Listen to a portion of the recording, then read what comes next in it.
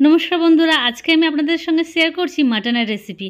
এর আগে অনেক মাটনের রেসিপি আমার চ্যানেলে কিন্তু আছে, তবে আজকে যে মাটনের রেসিপিটা শেয়ার করছি একদম নতুনত্ব।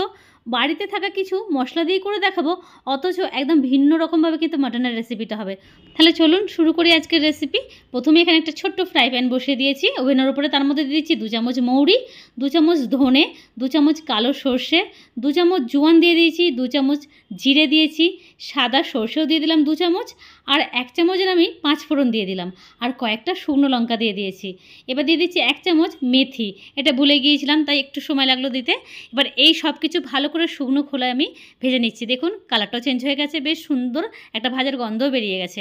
মশলাটা যতক্ষণ ঠান্ডা হচ্ছে মাংসটা আমি ম্যারিনেট করে নিচ্ছি। আমি এখানে 1 কিলো মাটন নিয়ে নিলাম। মাটনটা একদম ফ্রেশ, দেখলেই বুঝতে পারবেন বেশ ফ্রেশ মাটন। দিচ্ছি এখানে পেঁয়াজ। 1 কিলো মাটনের মধ্যে আমি এখানে মিডিয়াম সাইজের 5টা পেঁয়াজ কেটেছিলাম, লম্বা লম্বা করে কেটে নিয়েছিলাম। এবার দিয়ে দিচ্ছি হলুদ, 1.5 চামচের মধ্যে এখানে হলুদ দিচ্ছি আমি। এবার দিচ্ছি 1 চামচ লঙ্কার গুঁড়ো, তবে ঝালের পরিমাণটা এখানে কিন্তু কম বেশি করে নিতে হবে আপনাদেরকে। 2 চামচ কাশ্মীরি লঙ্কার গুঁড়ো দিচ্ছি, দারুণ একটা কালার হবে। এবার দিয়ে দিলাম এখানে টক দই। টক দইটাই 50 গ্রাম টক দই এটার মধ্যে দিয়েছি আমি। দিচ্ছি এখানে স্বাদ অনুযায়ী নুন। নুনটাও কিন্তু একদম স্বাদ অনুযায়ী আপনাদের কম বেশি করতে হবে, বা রান্নার মিডিলেও কিন্তু একবার চেক করে নেবেন। 2 চামচ ভর্তি করে আদা রসুন বাটা দিয়ে দিচ্ছি। আদা রসুনের পরিমাণটা একটু বেশি দিতে হবে মাংসর মধ্যে, যেহেতু 1 কিলো মাটন আছে এখানে।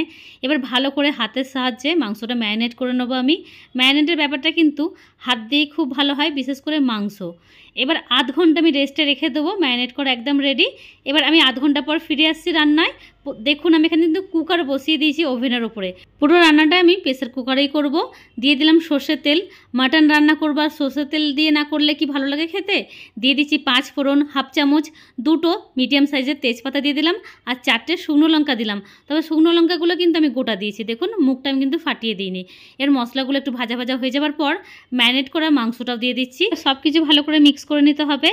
রেসিপিটা এই অবধি যারা কন্টিনিউ করেছেন এখন অবধি, তারা বলুন তো কমেন্ট করে এটা কি রেসিপি হতে চলেছে মাটনের। কেউ কি গেস করতে পারছেন যে মাটনের কী রেসিপি হতে চলেছে?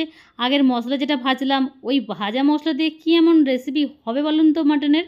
বলছি একটু ওয়েট তো করতেই হবে। দেখতে পেলেন কী দিলাম, ভালো করে সব কিছু মিক্স করার পর দিয়ে দিয়েছিলাম 2টো মিডিয়াম সাইজের টমেটো পেস্ট করে নিয়েছিলাম, আর কাঁচা লঙ্কা যে দিলাম এটা একদমই অপশনাল, আপনারা চাইলে দিতেও পারেন নাও দিতে পারেন। দেওয়ার পর ভালো করে কিন্তু মাংসটা আমি কষে নিয়েছিলাম, আর ঢাকা দিয়ে রেখে দিয়েছিলাম মিডিলে ওই 6 থেকে 7 মিনিটের জন্য। তারপর খুলে দিয়ে দিচ্ছি আমি এখানে আচার। রসুনের এটা আমি কাসুন দিয়ে দিলাম, বা আচারও বলা যেতে পারে। এবার দিয়ে দিলাম ওই ভাজা মশলা। এখানে আমি 2 চামচের মতো ভাজা মশলা দিয়ে দিলাম। সব কিছু ভালো করে মিক্স করে নেব। তবে আপনারা কিন্তু সব রকমই আচার দিয়ে করতে পারেন এই মাটনের রেসিপিটা। এখন অবধি যারা দেখলেন এবার বুঝতে পারছেন কি করছি বলুন তো। আচারি মাটন, একদম আচারের মশলা দিয়ে আচারি মাটন করে ফেলছি।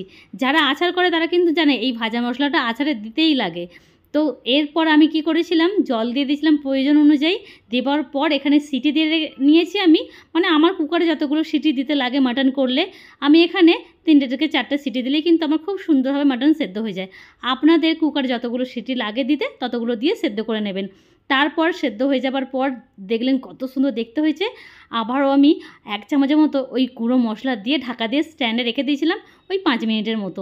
ব্যাস একদম রেডি আচারি মাটন। ভালো লাগলে প্লিজ লাইক করবেন, আর প্লিজ আমার চ্যানেলকে সাবস্ক্রাইব করে পাশে থাকবেন। পাশে থাকা বেল আইকনটাও প্রেস করে রাখবেন। আর ফেসবুক থেকে দেখলে রুমাস কিচেন অ্যান্ড ব্লগকে ফলো করে পাশে থাকবেন। Thank you.